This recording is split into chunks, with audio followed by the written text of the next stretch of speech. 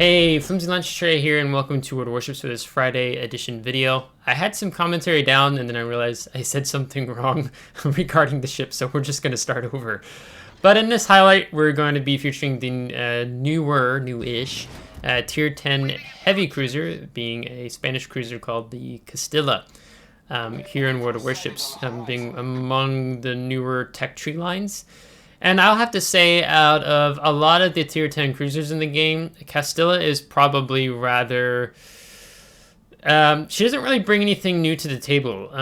Honestly, there are certain aspects of this ship being a heavy cruiser that I question, particularly when it comes to her armor scheme. That's honestly rather lacking for a heavy cruiser, where I would rather play many other heavy cruisers that have much better armor scheme than the Castilla. But there's nothing new that the ship brings to the table. There's nothing perplexingly strong that the ship does amazing in.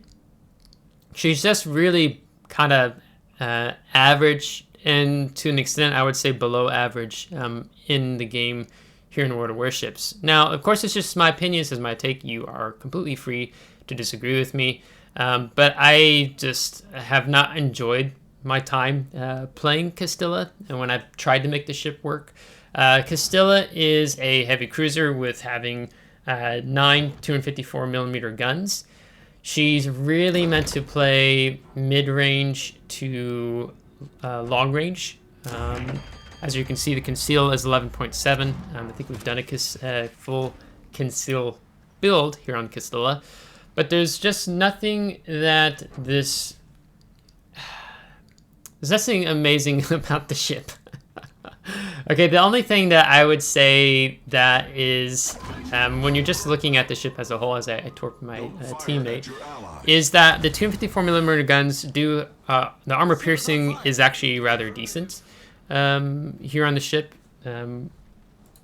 When you compare with other Tier 10 cruisers, in terms of initial speed, Castilla falls just behind, like, she's 9 of 48 cruisers at Tier 10 when you compare them all. So just Smolensk, Stalingrad, Moskva, Petropavlovsk. So that's the kind of armor piercing you're dealing with on the ship. Even with the penetration, she ranks 15 out of 48 Tier 10 cruisers here in the game.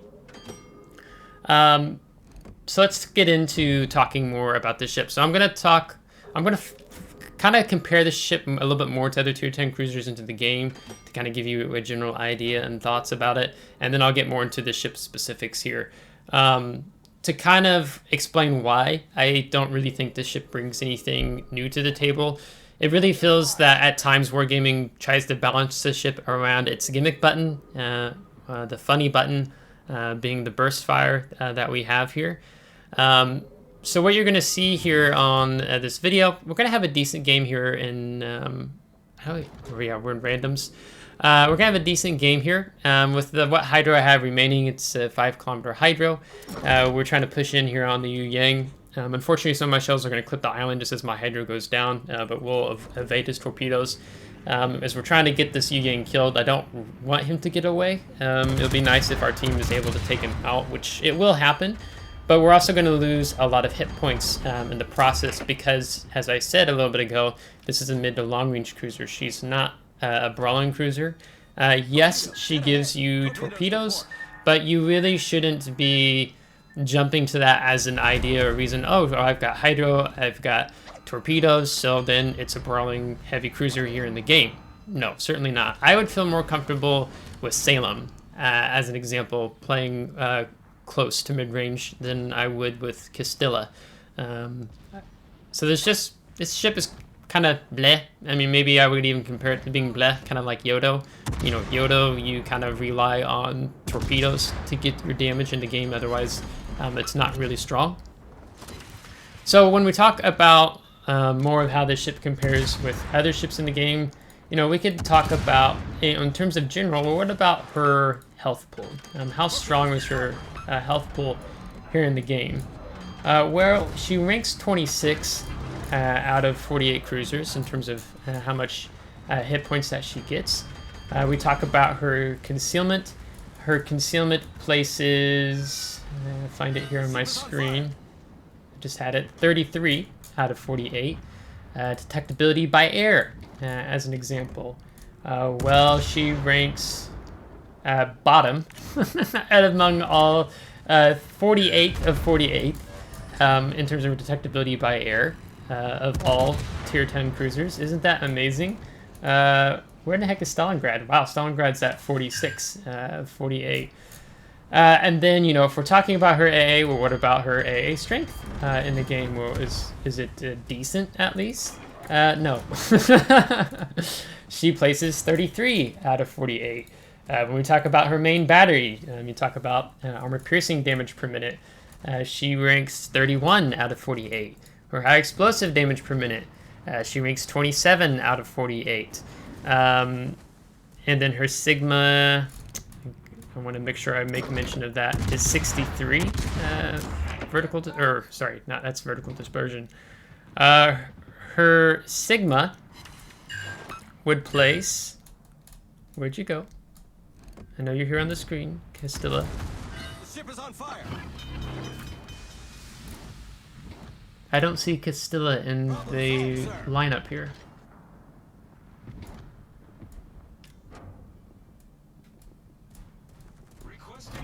Okay, apparently I'm just absolutely blind, but it shows up in the high explosive DPM. Castilla 2.05 Sigma, so that's not bad. That places her kind of more in the top. Well, actually this places her in mid because most cruisers, majority of tier 10 cruisers have 2.05, so like Stalingrad in Puerto Rico, does 2.65 for Stalingrad, 2.2 for Puerto Rico, right? If I talk about, what was other things to just mention, well, not torpedo bombers, just torpedoes.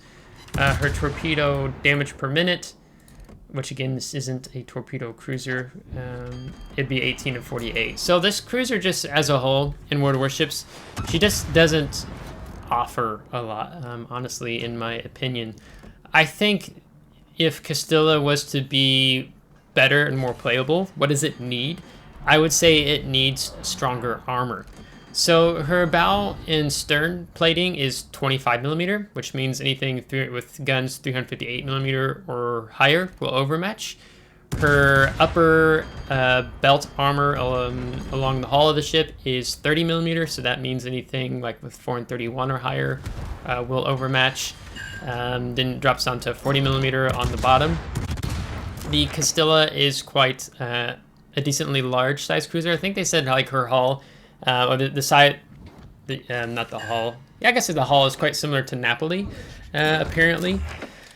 But there's just, you just don't have the survivability to put up with these kind of long-term engagements. So that's why you see me doing some burst fire here in between as we're healing. Actually, I have only one heal left after this. And having to kind of play more this passive game and sitting further back. Ideally, that's how the ship plays best, to the mid to long range. Mid-range, and at high tier, I say is 12 to 15 kilometers, which works under concealment, which is, if you build full conceal, it's 11.7. So it gives you opportunities to engage and disengage, right, when you're playing the mid-range. And then with her main battery guns, your range is 17.13 kilometers, but XForce, you do get access to spotter plane, which probably eye in the sky would be helpful here on Castilla, just to reduce the reload cooldown time on your spotter planes here in the game, as we're going to go help our team because we have no caps and they've pushed into our spawn, so we need to be able to help out here. So you do see me utilizing the burst fire. I mean, one of the things that's very good about this ship is if you catch battleships or cruisers broadside and you have armor piercing loaded, right? The armor piercing is, with these 254mm guns, like you can Citadel, like the new Tier 8 Pan American battleship. I've pinned him multiple times when he's broadside. Spacing the name of it right now, and other lower tier 8, tier 9 battleships, and probably some, of course, the higher tiers if you get close enough to them, right? Depending on how their armor scheme functions and works. So yeah, you do have that. Now without taking anything like the 6 slot for the reload or Adrenaline Rush or Top Grade Gunner as an example, your reload time with these guns is 13 seconds. So if I take reload time in the 6 slot main battery mod 3, then it'll drop down to 11.44. If I'm going for Top Grade Gunner and I'm able to activate that, then that will bring me down to 10.52 seconds. So you're really trying to do what you can to bring the reload time down on these guns. I don't really think Castilla plays well as a lighthouse cruiser, a lighthouse build where you kind of forsake the concealment to go for to get your top grade gunner activating more, because that skill is just increases your main battery load by 8% whenever there's an enemy ship within your standard detectability range. And we take a very big hit from a Montana that's about 16 kilometers away looking at the mini map. But we do have the CV spotting the Jaeger, so we do get the kill. So I did get a little relaxed there and not paying attention to mini-map awareness with that Montana sneaking a shot over and in between some of the islands. So that's something you really need. So you can't really afford to doze off at the higher tier when there's a lot of ships that can just punish you because of your pretty poor armor scheme. So you're always wanting to pay attention to that, so to speak, here in the game.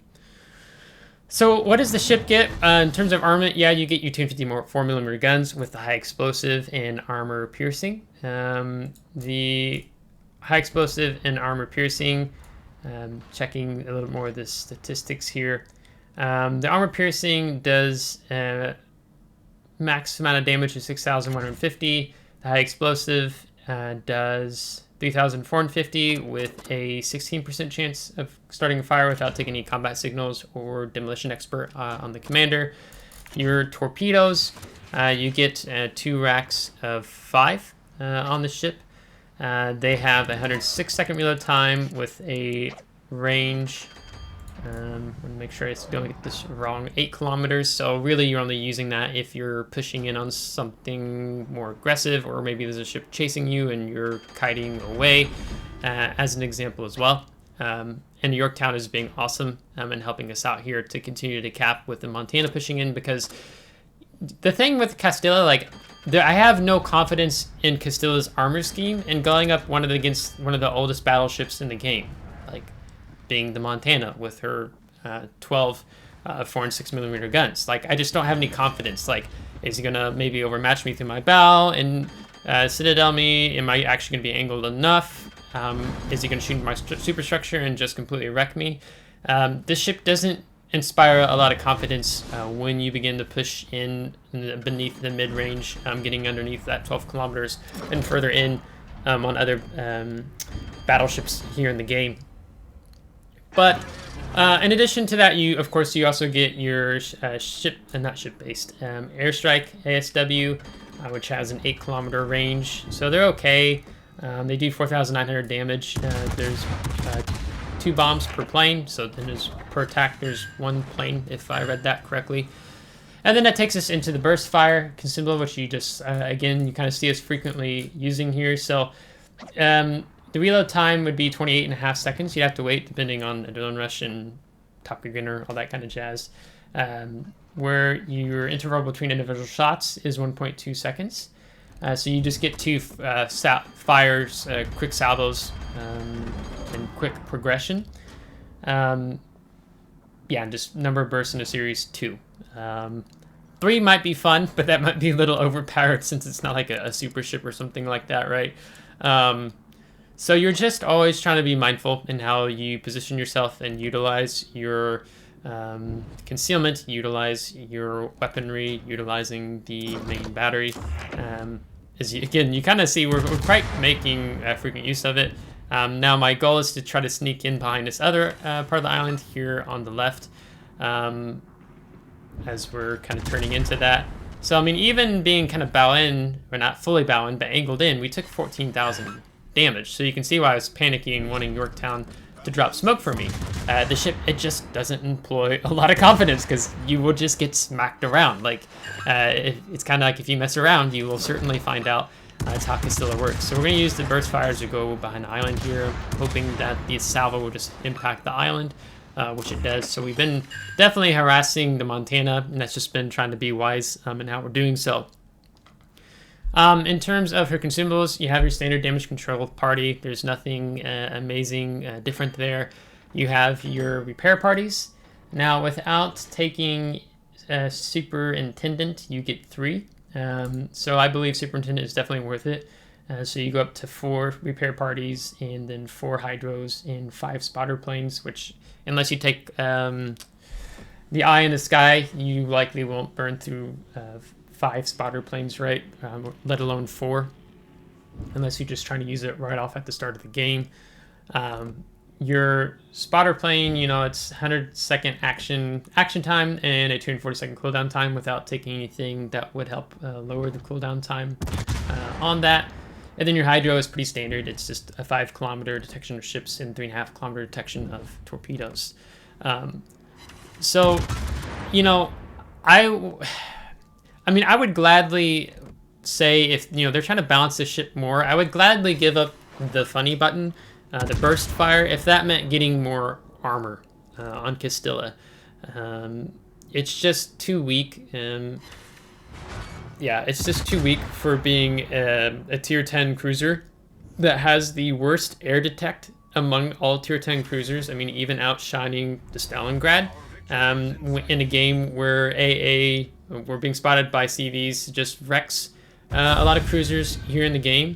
So I just really find Castilla kind of just really blah and below average, if I'm being completely honest. I mean, I'd rather play the tier 10 Alamonte Ocrondo, the tier 9 dockyard cruiser, Spanish cruiser with her 12 203mm guns. I feel much more comfortable to do that than I would playing Castilla at high tier. I mean, and that's a tier spread difference. So 155,000 damage with general offensive. I think that's Brother in Arms and the Dreadnought, because we did live at the end there and utilizing all our heals. This was an exceptionally among my rarer games where I do place on top of the team, and we had a decent game here overall. So if you understand the weaknesses of Castilla and just that she's kind of a rather blah tier 10 cruiser and that she just doesn't shine in many aspects beyond just her armor piercing being quite decently good, you can have okay games with this ship, but it's not a carry ship in a game where it's like you need more powerful ships. You need to play more carry ships more regularly if you're going to have decent games in random battles. As an example, like there's just a host of other, you know, I'd rather play Minotaur, I would rather play Goliath, I would rather play the Marseille, I'd rather play Henri, I'd rather play Des Moines, I would rather play Zhao, I would rather play Hindenburg, I'd rather play Encounter. Like there's just a lot of other tier 10 cruisers in the game that I would prefer playing over the Castilla. Currently here in World of Warships, and those are just tech tree ships I mentioned, right? So perhaps you disagree with me, perhaps you think I'm being too harsh on this ship, but there's just really nothing incredible I find about the ship, and it's hard for me to even think of the ship as average when it just feels below average in so many different ways, when it just feels like maybe Wargaming is trying to balance the ship's gimmick button, funny button, and then so they nerfed the armor or something. Like I would gladly give up the funny button to get more armor on this ship. I think if they buffed the armor scheme, I could begin. My favor of the ship would be better, because I'm like, well, I get these pretty like strongly decent 254mm guns, and if I'm able to take blows and take punches better, then yeah, I'll take Castilla. But currently how it is with all the overmatch in the game, you know, Castilla doesn't inspire a lot of confidence with her concealment and just lack of armor. Like I would gladly play light cruisers in tier 10 than I would Castilla, just because her size, and it's just difficult for her to avoid a lot of incoming salvos, this, that, and the other. So with that being said, that's just going to be my highlight of the ship today. here in World of Warships. So if you liked today's video, give a thumbs up. If you didn't, give a thumbs down. Subscribe if you want to see more. If you're subscribed, thanks so much. I appreciate it. If you have different thoughts, of course, than mine, I gladly welcome them in the comments in reflection in regards to Castilla. But with that being said, thank you to my Patreon supporters. Until next time, take care.